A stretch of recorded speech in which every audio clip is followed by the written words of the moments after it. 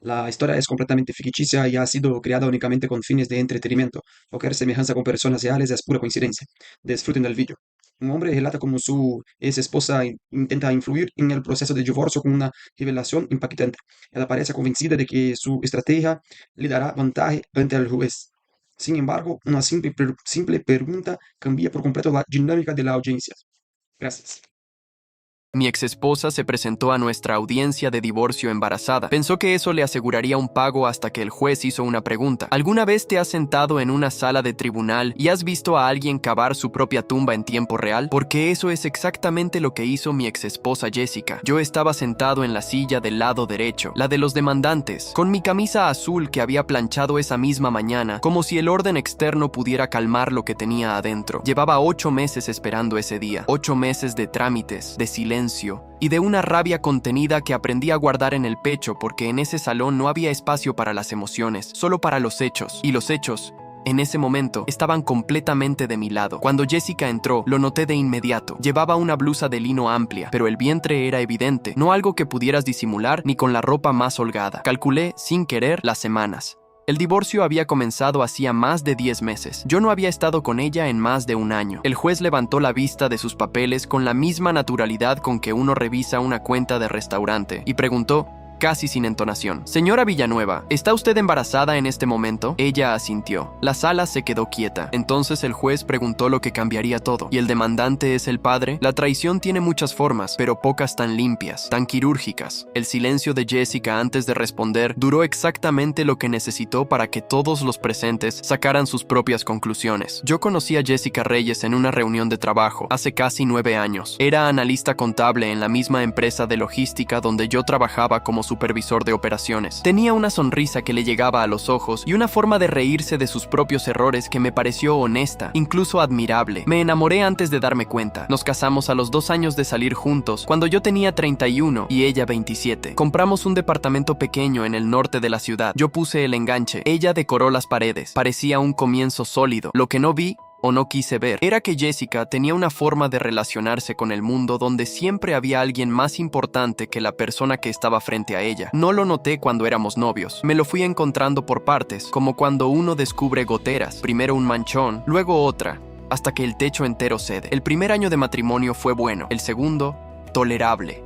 Para el tercero, vivíamos en el mismo departamento como 2 personas que comparten servicios, cada uno con su horario, sus amigos, sus conversaciones que no se cruzaban. Yo lo atribuí al trabajo, a la rutina, a esas cosas vagas que uno dice cuando no quiere nombrar lo que realmente está pasando. La infidelidad es así, entra por las grietas que uno ya dejó abiertas. No fue un amigo quien me avisó, fue un recibo de hotel que encontré sin buscarlo, doblado dentro del bolsillo de una chaqueta que Jessica había dejado sobre el sofá. Un hotel en el centro, 3 noches. En una semana que ella dijo que había estado en casa de su madre porque su hermana había tenido fiebre. Fui donde la madre. No hubo fiebre, no hubo visita. Solo una señora que no supo qué decirme y que me miró con una lástima que me pesó más que cualquier insulto. Le pregunté a Jessica esa misma noche, directamente, sin rodeos. Me miró a los ojos y me dijo que el recibo era de un viaje de trabajo que olvidó mencionar. No parpadeó, no dudó.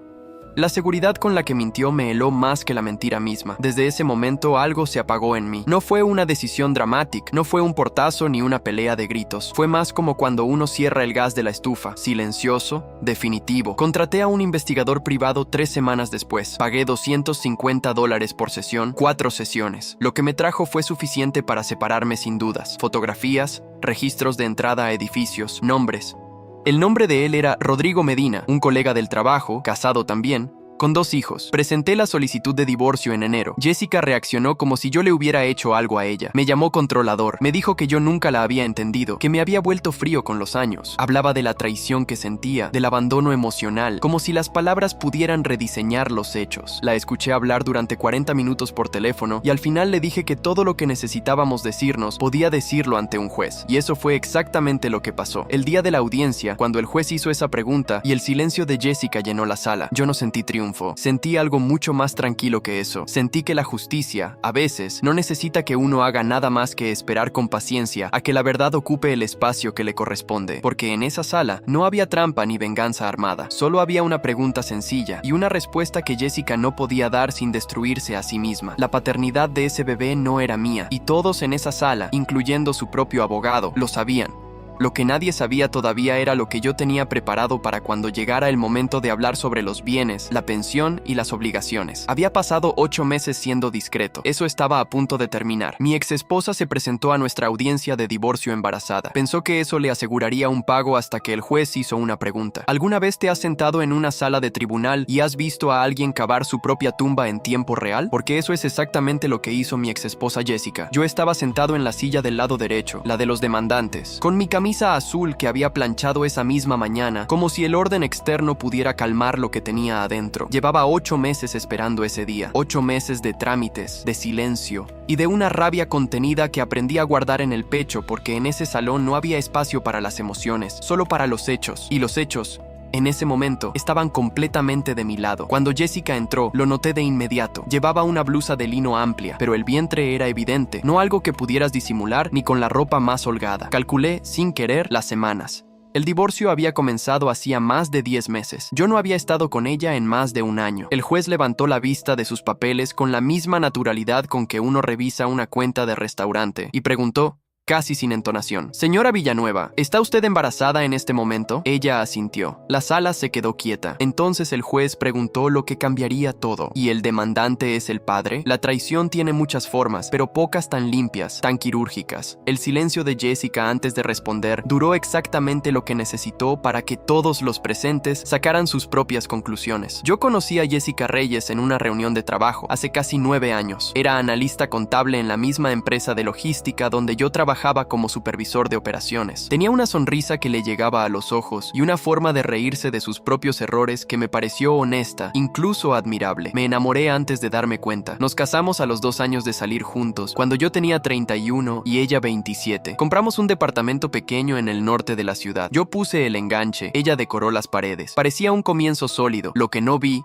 o no quise ver, era que Jessica tenía una forma de relacionarse con el mundo donde siempre había alguien más importante que la persona que estaba frente a ella. No lo noté cuando éramos novios. Me lo fui encontrando por partes, como cuando uno descubre goteras. Primero un manchón, luego otra, hasta que el techo entero cede. El primer año de matrimonio fue bueno, el segundo, tolerable.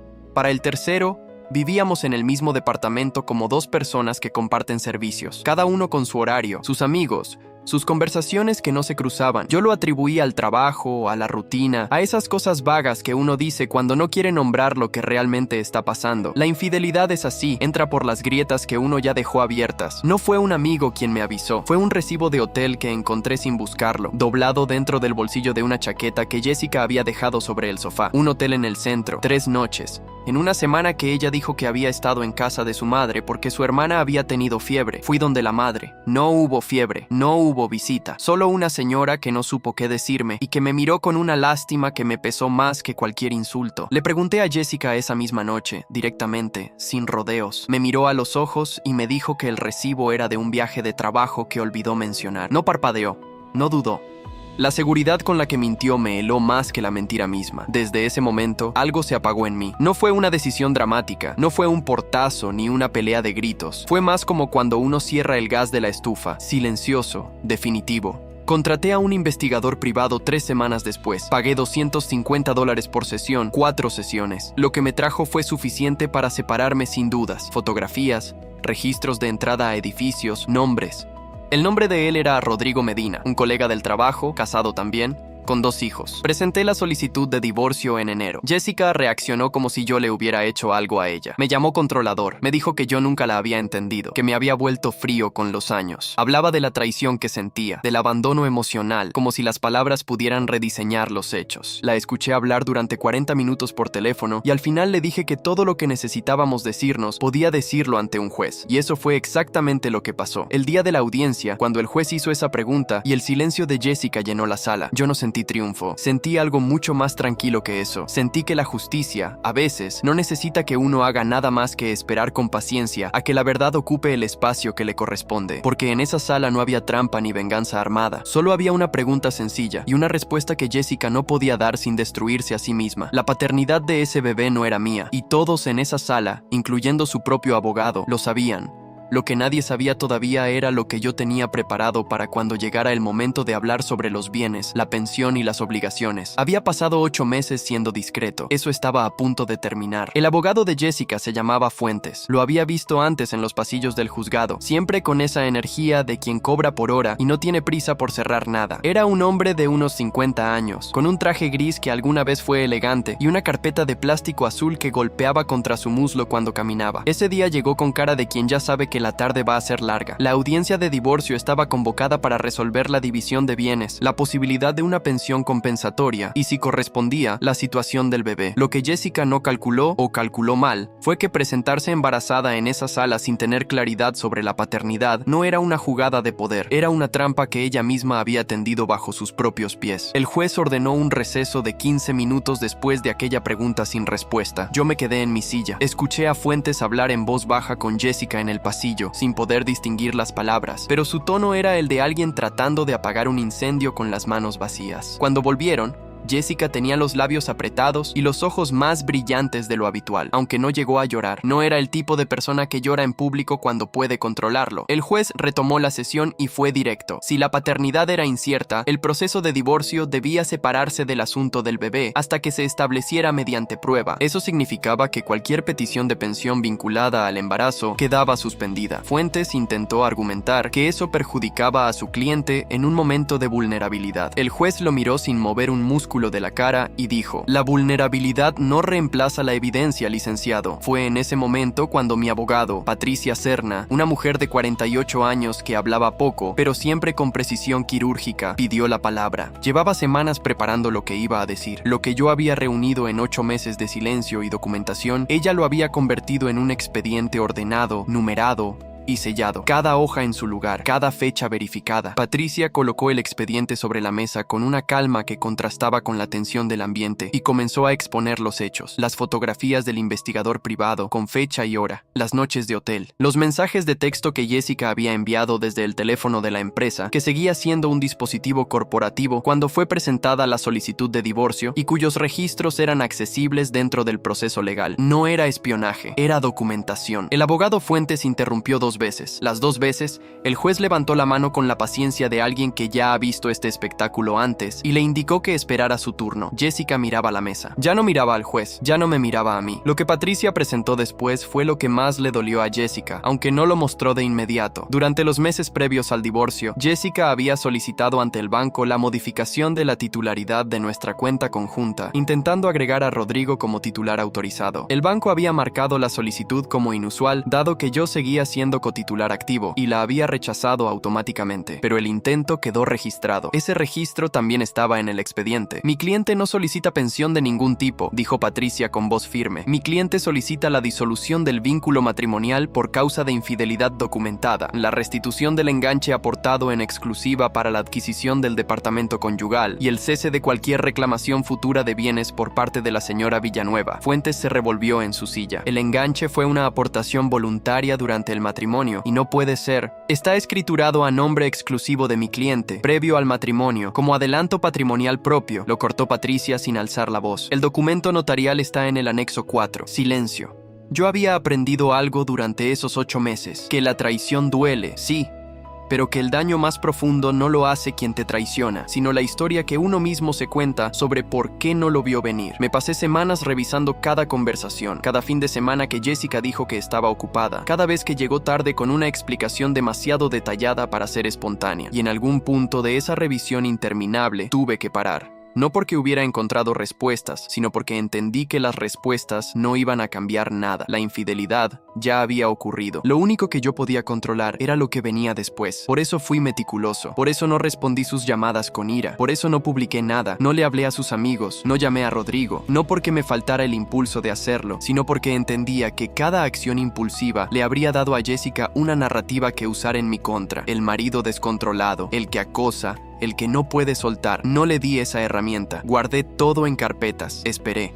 Mientras tanto, la vida de Jessica siguió girando como si el divorcio fuera un trámite menor. Supe, a través de compañeros comunes del trabajo, que ella y Rodrigo habían empezado a aparecer juntos en eventos sociales, que él había dejado a su esposa, que Jessica le había contado a algunas personas que yo era difícil, que nuestra relación había sido tóxica desde hacía años, que ella simplemente había buscado fuera lo que no encontraba en casa. La narrativa de la víctima, construida con cuidado para quienes solo escuchaban un lado. Eso también me llegó, y también lo guardé. Una tarde de jueves, faltando 3 semanas para la audiencia, recibí un mensaje de Jessica. No era el primero desde que habíamos separado la comunicación a través de los abogados, pero era el más extraño. Decía: Marcos, necesito que hablemos fuera del proceso, solo nosotros, sin abogados. Lo leí 2 veces, se lo reenvié a Patricia esa misma noche. Su respuesta llegó al día siguiente, breve y directa: no respondas. Si tiene algo que decir, que lo diga ante el juez. No respondí. 3 días después, me llegó un mensaje de la madre de Jessica. La señora Reyes era una mujer que siempre me había caído bien, tranquila,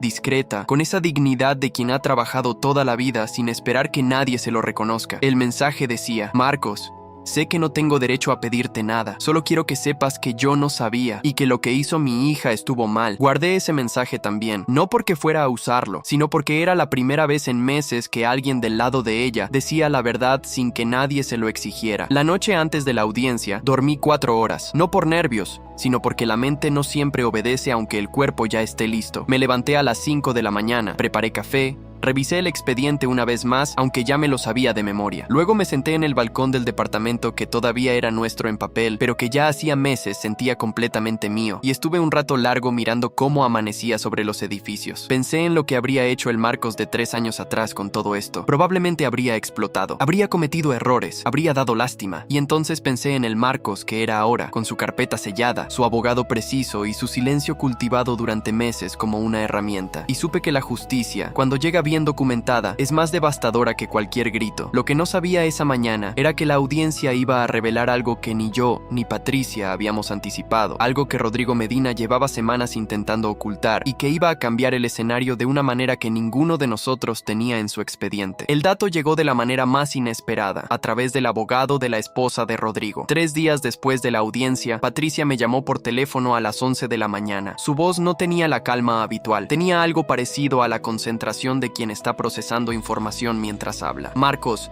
necesito que vengas a la oficina esta tarde. Hay una actualización que no puede esperar al correo. Llegué a las 4. Me senté frente a su escritorio. Ella tenía un folio nuevo sobre la mesa, con membrete de otro despacho. La esposa de Rodrigo Medina también presentó divorcio, dijo.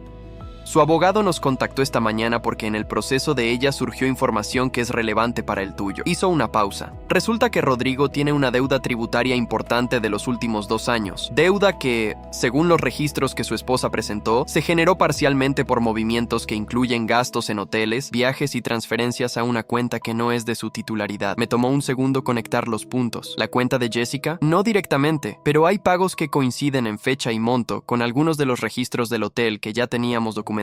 Nada ilegal desde tu posición, Marcos, pero sí relevante para el argumento de que la relación no era algo casual, era sostenida con recursos que Rodrigo estaba desviando de su propio hogar. Eso cambiaba la narrativa. No solo había infidelidad documentada, había una relación que había durado suficiente tiempo como para dejar rastros económicos en 2 hogares distintos. Eso significaba que el argumento de Jessica, el de que había buscado fuera lo que no encontraba en casa, era mucho más difícil de sostener ante el juez cuando había evidencia de que esa relación era paralela, deliberada y prolongada. Patricia continuó. El abogado de la señora Medina nos compartió esos registros de forma oficial porque hay un proceso abierto donde los hechos se superponen. Dentro de 10 días tenemos la segunda sesión con el juez. Quiero presentar esto como prueba complementaria. Asentí. Seguí en silencio mientras ella terminaba de explicar los detalles, y cuando salí de esa oficina, caminé 3 cuadras antes de tomar el metro, simplemente porque necesitaba el frío del viento en la cara para procesar lo que acababa de escuchar. La traición de Jessica no había sido un error puntual ni una crisis de pareja, había sido una decisión sostenida en el tiempo, con planificación, con recursos compartidos con otro hombre que estaba destruyendo su propio hogar al mismo tiempo que el mío. 2 familias desmontadas en paralelo, y ninguno de los dos, ni Jessica ni ni Rodrigo había tenido el mínimo cuidado de considerar lo que dejaban atrás. Lo que más me golpeó en esos días no fue la rabia, fue la claridad. Porque cuando uno ve el mapa completo de una traición, cuando entiende que no fue un impulso, sino una elección repetida, algo dentro de uno deja de buscar explicaciones. Ya no hay nada que entender, solo queda decidir qué hacer con lo que viene después. Y yo ya había decidido. La segunda sesión ante el juez fue 10 días más tarde. Esta vez, la sala estaba más tensa que la primera. El abogado Fuentes llegó con cara de quien ha revisado los documentos nuevos y sabe que el terreno que pisaba antes ya no existe. Jessica llegó con un vestido oscuro, el vientre ya más visible y una expresión que había cambiado. Ya no había en ella esa seguridad estudiada de la primera audiencia. Había algo más parecido al cálculo de quien intenta leer el tablero antes de mover cualquier pieza. Patricia presentó los registros complementarios con la misma calma con que había presentado el expediente original. Los fechó, los contextualizó, los conectó con la documentación previa. El juez los leyó en silencio durante varios minutos. Fuentes objetó la pertinencia de los documentos provenientes de otro proceso. El juez sostuvo que, dado que establecían un patrón de conducta relevante para la causa, eran admisibles como evidencia complementaria. Fue entonces cuando Fuentes pidió un receso para consultar con su cliente. Salieron al pasillo. Esta vez el receso duró 22 minutos. Cuando volvieron, Fuentes anunció que su cliente estaba dispuesta a negociar los términos del divorcio sin contestar la solicitud original. En lenguaje llano, Jessica iba a dejar de pelear. Retiraba la solicitud de pensión compensatoria. Aceptaba que el enganche del departamento fuera restituido a mi nombre. Renunciaba a cualquier reclamación sobre bienes adquiridos durante el matrimonio que estuvieran documentados como aportación unilateral mía. A cambio, pedía que el proceso cerrara sin declaración pública de causas, lo que en términos prácticos no significaba nada, porque los registros judiciales son accesibles para quien los busca. Patricia me miró. Yo asentí. El juez tomó nota de los términos acordados y fijó una fecha para la firma de la resolución definitiva, 3 semanas más tarde. Salí del juzgado ese día con el sol dándome en la cara. No llamé a nadie, no publiqué nada. Caminé hasta el estacionamiento, entré al carro, puse las manos sobre el volante y me quedé así un momento, sin música, sin teléfono. Solo el silencio de algo que había terminado. Pensé en Jessica en ese pasillo, hablando con Fuentes en voz baja, calculando lo que podía conservar. Pensé en Rodrigo, en su esposa, en sus hijos, en el desastre silencioso que él también había construido. Pensé en la madre de Jessica y en su mensaje. Y pensé en mí mismo, en ese hombre que hacía 9 meses encontró un recibo de hotel doblado en el bolsillo de una chaqueta y que en lugar de explotar, eligió documentar. La justicia no siempre llega rápido, pero cuando está bien documentada, llega entera. Lo que todavía no sabía era lo que ocurriría 3 semanas después, el día de la firma, porque Jessica tenía una última carta que pensaba jugar. Y esa carta iba a revelar algo que cambiaría no solo los términos del divorcio, sino la imagen que su propia familia tenía de ella desde hacía años. La mañana de la firma, llegué al despacho de Patricia 15 minutos antes. Era un miércoles a las 10 de la mañana, cielo gris, el tipo de día que parece diseñado para cerrar cosas. Estaba sentado en la sala de espera cuando entró Jessica con Fuentes. Ella no me miró al entrar. Fue directo a la silla del otro lado de la mesa larga, se acomodó el bolso en el regazo y puso los ojos en los papeles que Fuentes había extendido frente a ella. Yo la observé un momento, no con rencor, sino con esa extraña distancia que uno desarrolla cuando el amor ya se ha enfriado tanto que ni siquiera reconoce su propia ausencia. Patricia entró desde su oficina, colocó el expediente sobre la mesa y tomó asiento. El notario que iba a certificar la firma llegó 2 minutos después. Todo estaba listo. Fue entonces cuando Fuentes carraspeó y dijo que su cliente quería hacer una declaración antes de proceder. Patricia frunció ligeramente el ceño, pero no objetó. El notario se recostó en su silla con la pluma todavía en la mano. Jessica habló. Su voz era firme, pero con una tensión debajo, como una cuerda demasiado apretada. Quiero que quede constancia de que el departamento que Marcos dice haber financiado solo con su dinero fue también sostenido por mí durante 3 años. Con mi sueldo, con mi trabajo, con gastos que nunca fueron reconocidos, y que este acuerdo no refleja lo que yo realmente aporté. El silencio que siguió duró 3 o 4 segundos. Patricia abrió una carpeta que yo no había visto antes en esa mesa. Anticipamos esta posibilidad, dijo con calma. Extrajo una hoja y la deslizó por la mesa hacia Fuentes. Este es el estado de cuenta consolidado de los gastos del hogar durante los últimos 5 años del matrimonio, cruzado con los ingresos declarados de ambos y los registros bancarios de transferencias. Los números muestran que mi cliente aportó el el 64% de los gastos fijos del hogar durante ese periodo. Los gastos extraordinarios de la señora Villanueva, incluyendo viajes personales, ropa y actividades no compartidas, fueron cubiertos en un 41% con fondos de la cuenta conjunta. Fuentes leyó el documento. Su cara no cambió, pero se detuvo en la segunda página más tiempo del necesario. Puede hacer la declaración que quiera, continuó Patricia, pero los números están notariados y son parte del expediente. Si su cliente desea impugnar los términos acordados, podemos volver al proceso completo. En ese caso, estos registros serán presentados ante el juez junto con los demás documentos que ya conoce. Jessica apretó el bolso contra su vientre. Fuentes se inclinó hacia ella y le dijo algo al oído. Ella negó con la cabeza, una vez, pequeña. Luego miró los papeles y firmó. Yo firmé después. El notario certificó. Patricia recogió las copias. Todo terminó en 40 minutos. Al salir, en el pasillo, Fuentes me alcanzó con una discreción que no esperaba. Me extendió la mano. Fue un proceso bien llevado, dijo con una neutralidad profesional que sonaba casi a reconocimiento. Le di la mano. No dije nada. Jessica ya había salido por el ascensor. No me esperó. No se despidió. Eso también lo noté, aunque ya no me importaba de la misma manera que antes. Cuando uno ha procesado bien una traición, el final no duele, solo pesa un poco, como el último escalón de una escalera larga. Esa tarde llamé a mi hermano Andrés. Era la primera persona a quien le había contado todo desde el principio, el único que había sabido de los documentos, del investigador privado, de la estrategia de Patricia. Andrés es 2 años mayor que yo, trabaja en una ferretería que heredó de mi padre, y tiene la virtud rara de escuchar sin interrumpir. Le dije que había terminado. Hubo un silencio al otro lado y luego dijo, ¿cómo estás? No, que bien, ni te lo dije, solo eso. Bien, le respondí, y era verdad.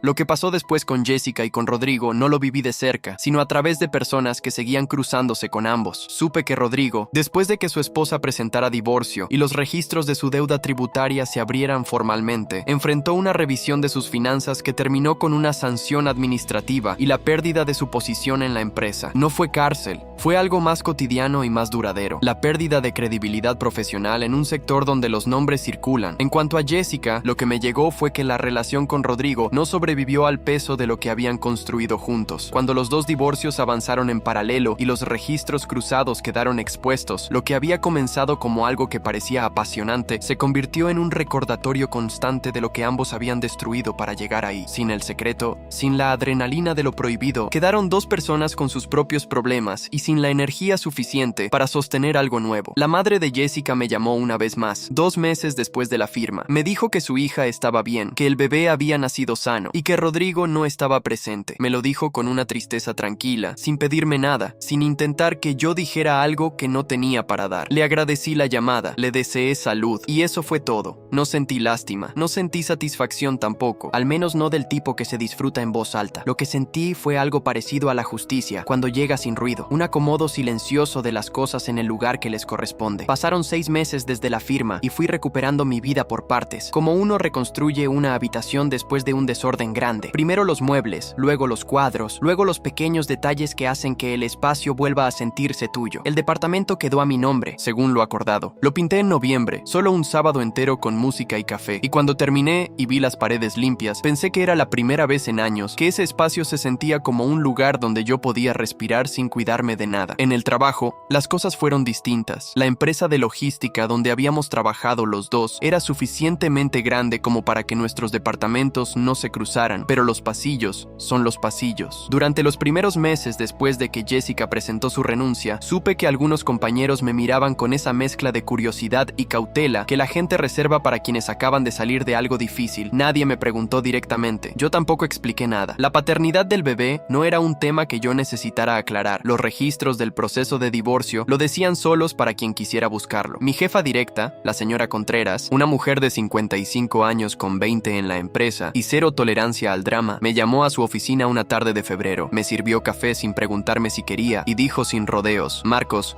has estado cargando algo pesado este año y lo has manejado con más profesionalismo del que la mayoría habría tenido. Eso no pasa desapercibido. No era un ascenso ni un bono. Era simplemente alguien diciéndome en voz alta lo que yo había necesitado escuchar sin saber que lo necesitaba. Le agradecí. Y esa tarde, cuando salí de la oficina, caminé más liviano que en mucho tiempo. A Rodrigo Medina no lo vi más. Su salida de la empresa se procesó en silencio, como suelen procesarse esas cosas cuando hay documentos de por medio y todos prefieren evitar el ruido. La infidelidad dejó sus huellas en su historial profesional de una forma que ningún relato heroico podía borrar. Supe después que había conseguido trabajo en otra ciudad, en una empresa más pequeña, ganando considerablemente menos. No sentí nada particular al escucharlo. Era simplemente la consecuencia natural de las decisiones que él había tomado. De Jessica, la información me llegaba cada vez más espaciada, que es como debe ser cuando uno realmente suelta algo. Estaba criando a su hijo sola, en un departamento que rentaba con ayuda de su madre. Rodrigo pagaba una pensión mínima, fijada por el proceso de divorcio de él, pero no estaba presente de ninguna otra manera. La narrativa que ella había construido durante meses, la de la mujer que había buscado algo mejor, había colapsado bajo su propio peso. No había algo mejor. Había solo las consecuencias de haber traicionado a las personas equivocadas con la persona equivocada. Su madre, la señora Reyes, me escribió una última vez en marzo. Era un mensaje corto. Marcos, espero que estés bien. Mi hija sabe lo que perdió. No me pide que te lo diga, pero yo sí quería que lo supieras. Lo leí 2 veces. No respondí de inmediato. Esa noche, pensando en ese mensaje, me di cuenta de algo. La justicia real no necesita que el otro lo admita en voz alta. La señora Reyes me lo estaba diciendo a mí, pero en el fondo era el único reconocimiento que ya no necesitaba. Andrés me organizó una cena en su casa en abril, con sus hijos, su esposa Mariela y un par de amigos de cuando éramos chicos. Fue una noche sencilla, con cerveza fría y una carne que Andrés tardó 2 horas en preparar, con esa seriedad que le pone a las cosas simples. En algún momento de la noche, cuando los niños ya estaban dormidos y quedamos solo los adultos alrededor de la mesa, Andrés me preguntó cómo estaba de verdad. Le dije que bien. Me preguntó si estaba solo. Le dije que sí, pero que solo no significaba vacío. Me miró y sonrió. Entonces, ¿estás bien de verdad?, dijo. Y tenía razón. Lo que me llevé de todo ese año no fue amargura, fue claridad. La traición duele, sí, pero también enseña a distinguir con una precisión que antes no se tiene. Enseña quiénes están cuando las cosas se ponen difíciles y quiénes desaparecen. Enseña qué partes de uno mismo uno estaba sacrificando para mantener una versión de la vida que ya no era real. Enseña, sobre todo, que la infidelidad de otro no dice nada de lo que uno vale, solo dice todo de lo que el otro es capaz de hacer. El divorcio quedó cerrado, los documentos archivados, el departamento mío, mi nombre intacto. Jessica construyó su propia trampa con sus propias manos, y el día que se presentó embarazada ante aquel juez pensando que eso la protegía, lo que realmente hizo fue mostrarle a todos los presentes, de la manera más clara posible, exactamente quién era y lo que había estado haciendo. Yo no necesité gritarlo, no necesité contárselo a nadie. La justicia llegó sola, ordenada, documentada, con fecha y firma notarial, y eso, para mí, fue suficiente. Más que suficiente. Hoy vivo en el mismo departamento con las paredes recién pintadas. Duermo bien, trabajo bien, y cada mañana, cuando preparo el café y miro el balcón desde donde vi amanecer la mañana antes de aquella audiencia, pienso que hay formas de ganar que no hacen ruido. Las mejores generalmente son esas.